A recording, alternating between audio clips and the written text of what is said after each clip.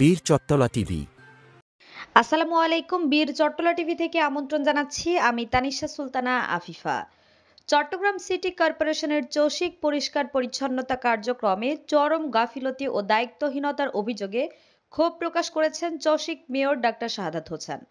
নগর ভবনের এক সভায় তিনি এই অসন্তোষ প্রকাশ করেন। মেয়র ডাক্তার শাহাদাত হোসেন বলেন, নগরবাসী কর দিচ্ছে কিন্তু তার বিনিময়ে সেবা পাচ্ছে না। এটা কোনোভাবেই মেনে নেওয়া যাবে না। দায়িত্ব অবহেলা করলে কাউকে ছাড় দেওয়া হবে না।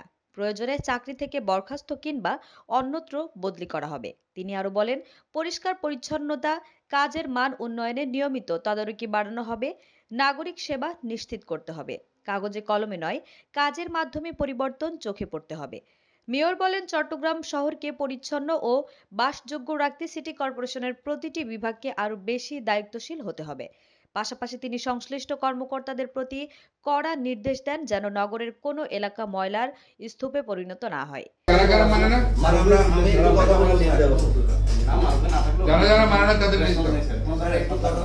আমি শোনো, কোনো কথা নেই। আমি আজকে থেকে 2 দিন সময় দিচ্ছি। যারা যারা তোমাকে রেসপন্স করবে না, ময়লা অফিসে আমি এদের নাম দিব, আমি এদেরকে সাসপেন্ড করে দেবো। কোনো আমি এগুলো বরদাস্ত করি না।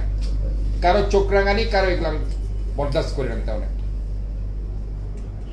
একদম সাসপেন্ড। রিড করে তুমি হাইকোর্টে রিড করো।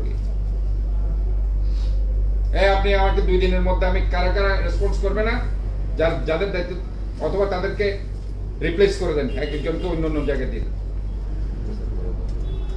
রিপ্লেস করতে হবে স্যার। অনেকদিন ধরে তাদের এক জায়গায় থাকে, তাদের না রিপ্লেস করে দিতে হবে। রিপ্লেস করো। কালকে রাত্রে বলছি, সকালেও দেখতেছি সেম জায়গায়। আমি প্রথমে আইসা যেরকম ময়লা, আমি দেখতেছি যে ময়লা পরিষ্কার করতে হবে। আমি কোন বিশেষ করে আমার চকবাজার কোতোয়ালিকে এটার দায়িত্ব কে?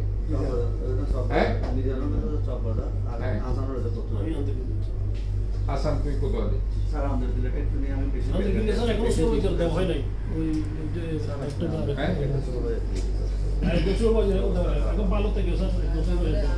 হাসান পারতেছেন না কেন?